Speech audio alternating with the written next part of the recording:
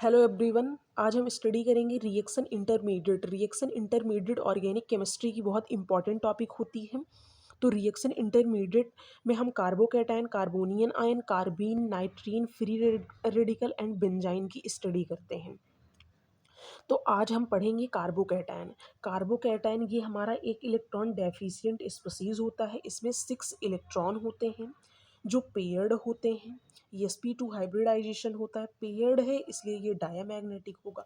Diamagnetic है तो ESR inactive होगा। अगर ये अनपेयर्ड होता तो ESR एक्टिव होता। कार्बोकैटायन 2 टाइप्स के होते हैं, classical carbocation, non classical carbocation. Classical carbocation में वही जिसमें 3 सिग्मा बॉन्ड होते हैं, 120 डिग्री बॉन्ड एंगल होती है, sp2 हाइब्रिडाइजेशन होता है, ट्राइगोनल प्लानर स्ट्रक्चर होता है, इसका सेफ होता है। क्लासिकल कार्बोकैटायन ऑलमोस्ट हमारा नॉर्मल कार्बोकैटायन ही होता है। एक कार्बोकैटायन और जिसे हम बोलते हैं नॉन क्लासिकल कार्बोकैटायन, ये हमारा नॉन क्लासिकल कार्बोकैटायन होता है। इसमें 3 सेंटर्ड 2 इलेक्ट्रॉन होते हैं, sp3 हाइब्रिडाइजेशन होता है, टेट्राहेड्रल स्ट्रक्चर होता है इसका रिएक्शन मैकेनिज्म हम ENGP में देखेंगे, नेबरिंग ग्रुप पार्टिसिपेशन में। अभी हम सिर्फ क्लासिकल कार्बोकैटायन की स्टडी करेंगे जिसे हम नॉर्मल कार्बोकैटायन भी बोलते हैं।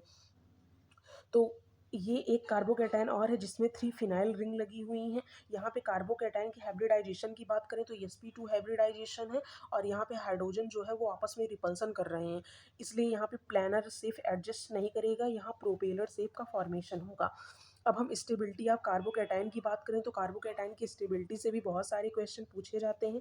तो कार्बोकैटायन की स्टेबिलिटी अगर हमें देखनी है तो फर्स्ट ऑफ ऑल हम देखते हैं कि वो एरोमेटिक होना चाहिए, उसमें प्लस मीजोमेरिक इफेक्ट होना चाहिए, सेकंड थर्ड उसमें हाइपर कॉन्जुगेशन होना चाहिए और फोर्थ उसमें इंडक्टिव इफेक्ट लगने चाहिए। ये सभी रूल अगर फॉलो हो रहा है तो हमारा कार्बोकैटायन स्टेबलाइज हो रहा है। 9 alpha hydrogen dominate over 1 phenyl ring resonance. 9 alpha hydrogen जो होते हैं वो डोमिनेट करते हैं ओवर 1 फेनिल रिंग रिजोनेंस को। अभी ये नहीं समझ में आ रहा है, अभी हम क्वेश्चन करेंगे इससे रिलेटेड तो आपको सब क्लियर हो जाएगा। एक रिजोनेंस और होता है जो कार्बोकैटायन को स्टेबलाइज करने में हेल्प करता है, तो जिसे हम बोलते हैं डांसिंग रिजोनेंस। डांसिंग रिजोनेंस क्या होता है? डांसिंग रिजोनेंस एक साइक्लोप्रोपेन, डांसिंग रिजोनेंस में साइक्लोप्रोपेन रिंग होती है। साइक्लोप्रोपेन रिंग में स्ट्रेन बहुत ज़्यादा लगता है, इस वजह से यहाँ पे बेंट बॉन्ड का फॉर्मेशन होता है। तो बेंट बॉन्ड जो होते हैं वो अपने इलेक्ट्रॉन को बैकेंड p ऑर्बिटल में ट्रांसफर करते हैं, इसलिए यहाँ पे कार्बोकैटायन स्टेबलाइज होता है। तो हम कह सकते हैं कि जिसके पास जितनी ज़्यादा साइक्लोप्रोपेन रिंग होगी वो कार्बोकैटायन हमारा उतना ज़्यादा स्टेबल होगा। तो 3 एग्जाम्पल दिए गए हैं जिसमें से इसके पास 3 साइक्लोप्रोपेन है, इसके पास 2 है, इसके पास 1 है। तो सबसे ज़्यादा स्टेबल कार्बोकैटायन हमारा C होगा, फिर B होगा, फिर A होगा। ये हमारे कार्बोकैटायन स्टेबलाइज करने के कुछ रूल्स हैं। फिर से हम एक बार देख लेते हैं। हमें स्टेबिलिटी ऑफ कार्बोकैटायन देखनी है तो हम एरोमेटिसिटी देखेंगे, मीजोमेरिक इफेक्ट देखेंगे, हाइपर कॉन्जुगेशन देखेंगे, इंडक्टिव इफेक्ट देखेंगे। अगर ये सारे रूल्स लग रहे हैं तो हमारा कार्बोकैटायन स्टेबलाइज होगा। और ये 9 alpha hydrogen dominate over 1 phenyl ring. 9 alpha hydrogen अगर कहीं पे लग रहे हैं और कोई 1 फेनिल रिंग है तो वो 1 फेनिल रिंग को डोमिनेट कर देगा और 9 अल्फा हाइड्रोजन वाला ज़्यादा स्टेबल होगा। तो हम इससे रिलेटेड एक क्वेश्चन सॉल्व करते हैं। Arrange the following based on bond dissociation energy heterocyclic cleavage. Bond dissociation energy के ऑर्डर को अरेंज करना है हेट्रोसाइक्लिक क्लीवेज करवा के। तो हम यहाँ पे हेट्रोसाइक्लिक क्लीवेज करवाएंगे। यहाँ पे हम हाइड्रोजन को, यहाँ हमारे 4 एग्जाम्पल दिए गए हैं जिसमें से हम चारों में से हाइड्रोजन को रिमूव करेंगे और कार्बोकैटायन का फॉर्मेशन करेंगे। तो यहाँ हम हाइड्रोजन को रिमूव करेंगे और कार्बोकैटायन का फॉर्मेशन करेंगे। जब यहाँ हाइड्रोजन रिमूव होगा तो यहाँ कार्बोकैटायन का फॉर्मेशन होगा। तो इन सब में हम देखेंगे कौन सा कार्बोकैटायन हमारा सबसे ज़्यादा स्टेबल है। तो इन दोनों की बात करें, बी और डी की बात करें, तो रूल्स के अकॉर्डिंग हमारा फेनिल रिंग मोस्ट स्टेबल होना चाहिए। बट हमने बोला 9 alpha hydrogen dominate 1 phenyl ring, तो 9 अल्फा हाइड्रोजन जो होते हैं ये 1 फेनिल रिंग को डोमिनेट कर देंगे। तो हमारा डी मोस्ट स्टेबल होगा, फिर बी होगा, फिर हमारा ए होगा, फिर हमारा सी होगा। तो ये हमारी स्टेबिलिटी ऑफ कार्बोकैटायन है। लेकिन हमें बताना क्या है? बॉन्ड डिसोसिएशन एनर्जी हमें बतानी है।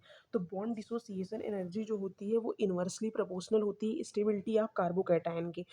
तो हम बॉन्ड डिसोसिएशन एनर्जी की स्टेबिलिटी को देखेंगे तो सी हमारा मोस्ट स्टेबल हो, ये इसका इन्वर्स हो जाएगा स्टेबिलिटी ऑफ कार्बोकैटायन का, बॉन्ड डिसोसिएशन एनर्जी। एक क्वेश्चन हमारा और है, arrange the following in increasing order of rate of solvolysis. इसमें हम सॉल्वोलिसिस को देखते हैं, रेट ऑफ सॉल्वोलिसिस को। तो ये हमारे 3 एग्जाम्पल दिए गए हैं, जिसमें से हम ब्रोमीन को क्लीव करवाएंगे और कार्बोकैटायन का फॉर्मेशन करवाएंगे। यहाँ पे हम ब्रोमीन को जब क्लीव करवाएंगे तो यहाँ पे कार्बोकैटायन का फॉर्मेशन होगा।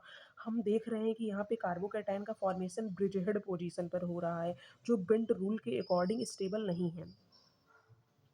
तो हम रेट ऑफ सॉल्वोलिसिस की बात करें तो हमारा कार्बोकैटायन जितना ज़्यादा स्टेबल होगा उसकी रेट ऑफ सॉल्वोलिसिस उतनी ज़्यादा फास्ट होगी। तो सबसे ज़्यादा कार्बोकैटायन हमारा स्टेबल, हम कह सकते हैं कि मतलब हमारा कार्बोकैटायन जितना ज़्यादा स्टेबल होगा रेट ऑफ सॉल्वोलिसिस उतनी फास्ट होगी। तो हम कह सकते हैं कि rate of solvolysis directly proportional होता है स्टेबिलिटी ऑफ कार्बोकैटायन के। तो इसमें हम देखें सबसे ज़्यादा कार्बोकैटायन कौन सा स्टेबल है, तो इसके पास more number of carbon atom है, इस वजह से हमारा सी वाला मोस्ट स्टेबल है, then B, then A. C वाला मोस्ट स्टेबल है। और ए और बी में देखा जाए तो ए और बी में देखें हम कार्बोकैटायन की स्टेबिलिटी, तो इसके पास यहाँ पे 2 कार्बन है, इसके पास 1 कार्बन है। तो इन दोनों में सबसे ज़्यादा कार्बन आइटम किसके पास है, ए के पास सबसे ज़्यादा है। तो सबसे स्टेबल सी हो जाएगा, फिर ए होगा, फिर बी होगा, ये है। तो रेट ऑफ सॉल्वोलिसिस भी इसकी डायरेक्टली प्रोपोर्शनल होती है। तो रेट ऑफ सॉल्वोलिसिस और स्टेबिलिटी का ऑर्डर सेम होगा। हम अगर स्टडी करें तो हम बोल सकते हैं more flexible system more stable carbocation. जितना ज़्यादा फ्लेक्सिबल सिस्टम होगा उतनी ही स्टेबल हमारी कार्बोकैटायन होगा। तो यहाँ इसका ऑर्डर ये होगा।